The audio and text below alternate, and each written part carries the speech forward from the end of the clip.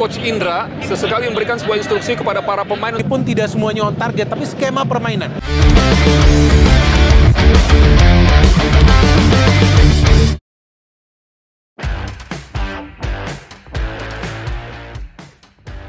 Laga menarik tersaji kala timnas Indonesia U20 dipermalukan Yordania di Stadion Gelora Sidoarjo. Bertajuk turnamen mandiri U20 Challenge Series, skuad Garuda Nusantara harus menelan kekalahan dengan skor 1-0. Pada laga kali ini, Ikram Al-Ghifari tetap dipercaya oleh Coach Indra Syafri sebagai penjaga gawang utama. Pemain yang membela Semain Padang itu dibentengi Sultan Zaki, Kadek Arel, dan Iqbal Gwijangge di sektor belakang. Wilber Jardim yang akhirnya kembali bergabung berduet dengan Doni Tripamungkas di sektor wingback. Sementara Tony Firmansyah dan Fendi Bagus bahu-membahu di sektor tengah untuk melayani lini depan. Sementara cederanya Chance Revan membuat pelatih Indra Syafri menurunkan Muhammad Ragil sebagai striker dengan dibantu Rizky Afrizal dengan pemain Persikul Kudus Jehan Pahlevi. Di babak pertama, drama panas terjadi ketika Yordania U20 unggul lebih cepat di menit ketiga, dan merespon hal itu Kadek Arel dan kawan-kawan tampil menekan hingga membuat kiper Yordania terkena kartu merah. Skuad Garuda Nusantara bahkan sempat mendapatkan penalti, namun Wilber Jardim gagal mengeksekusi dengan baik. Alhasil 45 menit pertama pun menjadi milik Yordania dengan keunggulan 1-0. Pada babak kedua, skuad Garuda Nusantara sejatinya mampu mendominasi permainan, namun ya seperti yang kita lihat lagi-lagi taktik Indra Syafri tampak monoton. Bukan kau tidak respect, namun faktanya hal itu terbukti ketika Indra Syafri tak mampu berbuat banyak padahal Yordania hanya bermain dengan 10 pemain. Para pemain seperti Rizky Afrizal dan Tony Firmansyah pun tetap diandalkan selama 90 menit padahal keduanya tampil buruk sepanjang pertandingan. Kekalahan atas Yordania sontak membuat netizen tanah air sangat kecewa. Di media sosial banyak komentar negatif lantaran supporter Garuda ragu Indra Syafri mampu membawa timnas U20 bersaing di Piala Asia U20.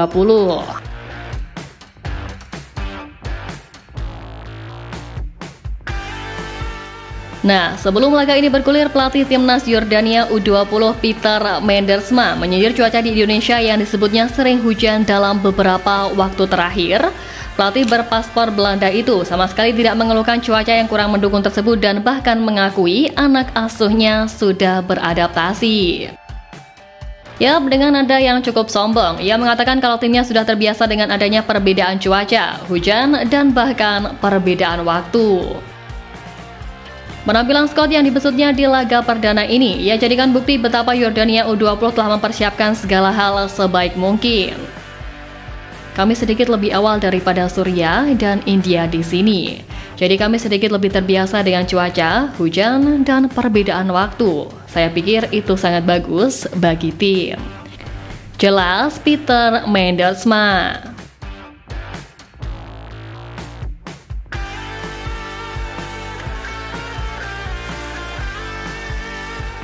Ya, tapi terlepas dari hasil laga tadi, sebagaimana diketahui, PSSI sekarang ini memang sedang mengusahakan adanya regenerasi dari pemain muda timnas Indonesia untuk ditampilkan di timnas senior. Para talenta muda dari U17 hingga U20 banyak disorot oleh media-media internasional, yang salah satunya Chance Revan yang menjadi aktor penting dalam kemenangan Piala AFF U19 2024 maupun saat menjuarai fase grup di kualifikasi Piala Asia U20 lalu. Nah, mantan pemain sekaligus pelatih legendaris asal Brasil Luciano Leandro bahkan ikut menyoroti salah satu pemain timnas Indonesia U17 yang kini juga memperkuat timnas U20 Wilber Jardim. Ya, pemain blasteran Brasil ini berposisi sebagai sayap kanan, sekarang membela Sao Paulo U17 yang merupakan salah satu kontestan terkuat di kompetisi Liga Brasil. Nama Wilber Jardim sendiri terkenal saat dirinya dipanggil mengikuti pemusatan latihan timnas Indonesia Ahsan Bima Sakti, tepatnya di ajang Piala Dunia U17. Wilber Jardim berkarir di klub Sao Paulo U17 di Brasil, lahir di Banjarmasin, Kalimantan Selatan, dan kini berusia 16 tahun. Kemampuannya yang bisa diandalkan sebagai gelandang bertahan, berkat skill driblingnya yang mumpuni, dunia sepak bola sudah tak asing baginya karena ayahnya dulu juga mantan pemain asing di Liga Indonesia, yakni Elisangelo Jardim de Jesus. Sementara itu ibunya berasal dari Banjarmasin, Kalimantan Selatan. Nah, Luciano Leandro yang juga merupakan legenda sepak bola di Liga Indonesia menyoroti penampilan Welber Jardim kala memperkuat skuad Garuda Asia dengan menyebut bahwa sang pemain bisa menjadi aset berharga bagi masa depan timnas Indonesia. Apalagi seperti yang kita tahu bahwa skuad Garuda di era kepelatihan Sintayong tidak hanya mengandalkan para pemain keturunan, tetapi juga potong generasi yang dilakukan untuk memunculkan pemain-pemain muda berbakat seperti Marcelino Ferdinand, Astawi Mangkualam, Pratama Arhan, Rizky Ridho, hingga Hernando Ari. Salah satu kunci kesuksesan timnas Indonesia belakangan ini pun adalah karena gencarnya aktivitas PSSI melakukan naturalisasi pemain keturunan. Nama-nama pemain kelas Eropa dan grade A yang bergabung seperti Ragnar Oratmangun, Misil Gers, Kevin Dykes, Tom Hai, Jay Ises, Rafael Stray, Kelvin Verdong, dan Sandy Walsh yang kini telah menjadi tulang punggung di timnas Indonesia.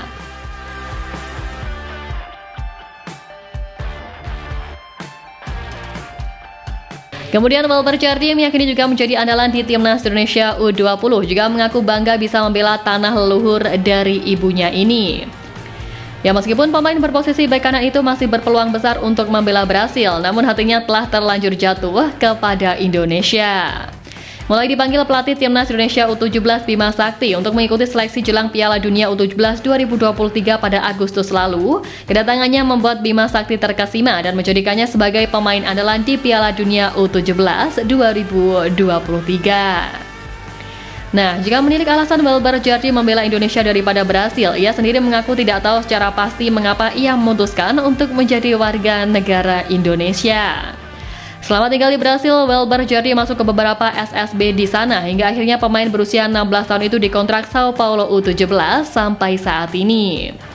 Welber mengakui bahwa ada peran ayahnya untuk memperkuat timnas Indonesia dalam karirnya. Ayah Welber Jardim yang bernama Elisangelo Jardim berpesan agar putranya harus fokus ketika membela timnas Indonesia di segala level usia.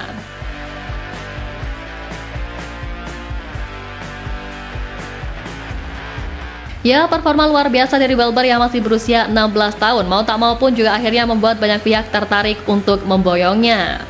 Sebelumnya sempat beredar jika ada klub Liga 1 yang ingin memanfaatkan jasa pemain kelahiran 25 April 2007 tersebut, di mana hal itu diungkapkan langsung oleh sang ayah Elisangelo Jardim. Namun dengan rekam perjalanannya yang berkarir di Brasil, pemain timnas Indonesia U20 itu menegaskan bahwa ia ingin terus berkarir di luar negeri. Ya, pemain berdarah Brasil itu menyatakan ingin melanjutkan karirnya di Brasil atau di Eropa. Karena itulah dengan demikian secara tak langsung Welber menolak mentah-mentah godaan dari klub Liga 1. Selain itu pun Welber menerangkan bahwa hal tersebut sesuai dengan arahan dari sang ayah yang berharap dia terus berkarir di negeri Samba. Saya mau bermain di Brasil, kalau bisa profesional di Eropa. Seperti kata ayah saya, fokus bermain di Brasil, apa yang terjadi akan terjadi. Ucap Welber.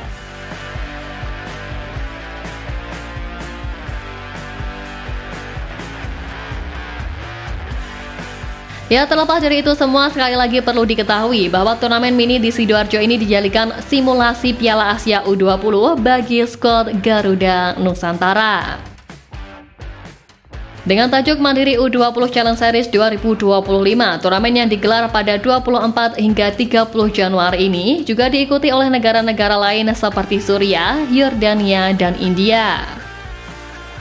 Selain itu pun Coach Indra Syafri juga menyebut bahwa timnas Indonesia U20 dalam posisi yang on the track, sebab bukan cuma Piala Asia U20 yang jadi sasaran, namun lolos ke Piala Dunia U20 2025 juga menjadi target. Tentu dengan modal sebelumnya di mana Doni Tripamungkas CS berhasil menjadi juara Piala AFF U19 2024 serta berhasil keluar sebagai juara grup di kualifikasi Piala Asia U20 2025. Fase penting berikutnya akan ditentukan di Shenzhen, China, di mana pada ajang tersebut skuad Garuda Nusantara akan tergabung di grup C bersama Uzbekistan, Iran, dan Yaman.